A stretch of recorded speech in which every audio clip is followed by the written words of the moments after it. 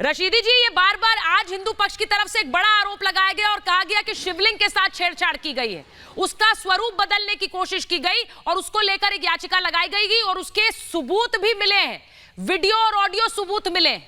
ये छेड़छाड़ कौन कर रहा होगा रशीदी जी?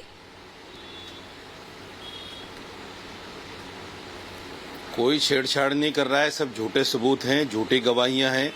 ये वकील जो हैं विष्णु शंकर जैन, ये इस तरह की अफवाहें फैलाकर कोर्ट पर दबाव बनाना चाहते हैं ताकि लोगों की संपत्ति हो जाए, ये चर्चा का इशू बन जाए, मीडिया में, सोशल मीडिया में, व्हाट्सएप पे, फेसबुक पे सब जगह फैल जाए और कहीं ना कहीं कोर्ट इसके दबाव में आ जाए। ये रिप्ले है बाबरी मस्जिद का, आपने देखा होगा जिस तरह से इन्होंने कार सेवा की थी बाबरी मस्जिद के लिए और वो कोर्ट पर दबाव बनाने का एक मामला था, लेकिन बाबरी मस्जिद उसी में तोड़ दी गई।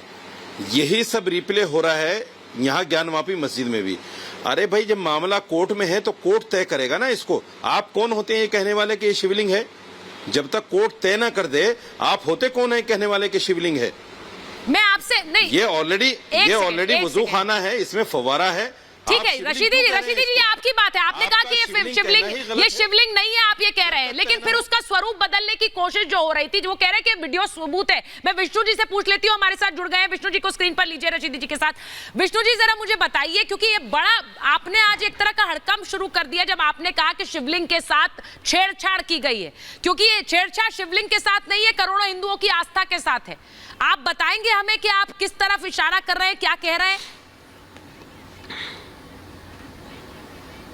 देखिए सुचरिता जी, ये जो शिवलिंग है ये मुस्लिम्स के कब्जे में था पिछले 30-40 सालों से, क्योंकि जब से दीन मोहम्मद का जजमेंट हुआ उसके बाद उसमें ही स्पष्ट था कि अलविदा की नमाज के लिए भारी मात्रा में वहाँ आते रहे और अपनी तादाद बढ़ा के उस एरिया पे इन्होंने जबरन कब्जा करके इंक्रोचमेंट किया है जो हमारे कब्जे में था, पहली बात। दूसरी बात, जो शिवलिंग इनके पास है उस पर एडवोकेट कमीशन ने अपनी रिपोर्ट में कहा है कि 63 सेंटीमीटर का छेद किया गया। अब वो 63 सेंटीमीटर का छेद हमने तो किया नहीं है, क्योंकि वहाँ पे हम जा नहीं सकते थे, वो रेड जोन था।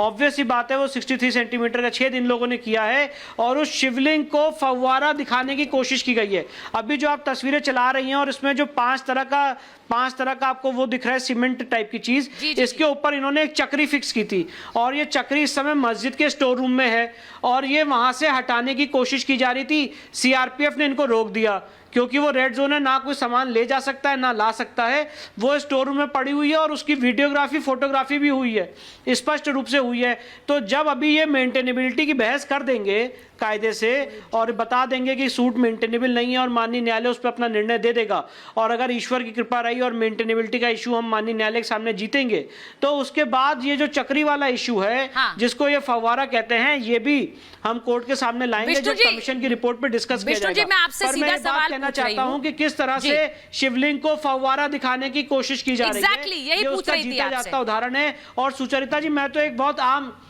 यही पूछ रही थी आपसे, आपको लग रहा है कि शिवलिंग को फव्वारा बनाने की कोशिश यही थी जो आप कह रहे हैं और इसीलिए छेड़छाड़? और बड़ी बात यह कि आप कह रहे हैं उसके वीडियो सबूत भी मिले हैं स्टोर में। जी बिल्कुल, स्टोर रूम में वो चक्री आज भी मौजूद है और जब वो वीडियोग्राफी कोर्ट के सामने चलाई जाएगी तब ये बात सामने आएगी। पर सुचरिता जी, जरा विडंबना देखिए कि हो क्या रहा है, केस कैसे आगे बढ़ रहा है। जरा इसको मैं क्लैरिफाई करना चाहता हूं कि जब हम कह रहे हैं कि वो शिवलिंग है और ये कह रहे हैं फव्वारा है, तो हम कह रहे हैं फव्वारे को जरा एग्जामिन कर लिया जाए, चला के दिखा दिया जाए, तब ये क्या कहते हैं सुचरिता जी कि ये केस ही नहीं चल सकता है, आप आगे बात ही नहीं होगी, ये केस मेंटेनेबल ही नहीं है। अगर आपकी बात में सच्चाई है और मैं इनका वकील होता तो सबसे पहले ये कहता कि आइए, मैंने कोई शिवलिंग को फव्वारा नहीं कन्वर्ट किया, आइए पहले एग्जामिनेशन कर लीजिए, एएसआई जांच कर लीजिए, नीचे की दीवार तोड़ दीजिए और देख लीजिए कि यहाँ पे फव्वारे में पानी ऐसे आता है। पर ये नहीं कर रहे हैं, अपने ये अपने आप को परख नहीं रहे हैं, सच की पटल पे अपने आप को एग्जामिन नहीं करना चाहते हैं। ये सिर्फ एक बात कहना चाहते हैं कि नहीं ये फव्वारा, इसके आगे बात ही नहीं होगी। तो एक डेमोक्रेटिक सेटअप में सुचरिता जी ऐसे कैसे बात हो सकती है कि अगर एक पक्ष ये कह रहा है कि ये फव्वारा है तो आपकी जिद है कि आपकी जिद है, एक पक्ष कह रहा है कि वो शिवलिंग है तो आपकी जिद है कि आपको वहीं पे वजू करना है।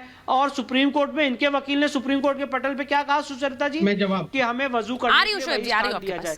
तो प्रॉब्लम ये है कि आप हमारे देवता की बेअदबी करना चाहते हो, और जब हम उसको प्रोटेक्ट करते हैं, उसको रोकते हैं, तो आपको दिक्कत होती है। आप कहते हो केस ही नहीं चल सकता है। अरे आप केस की मेंटेनेबिलिटी पे क्यों बहस कर रहे हो? अब ये जो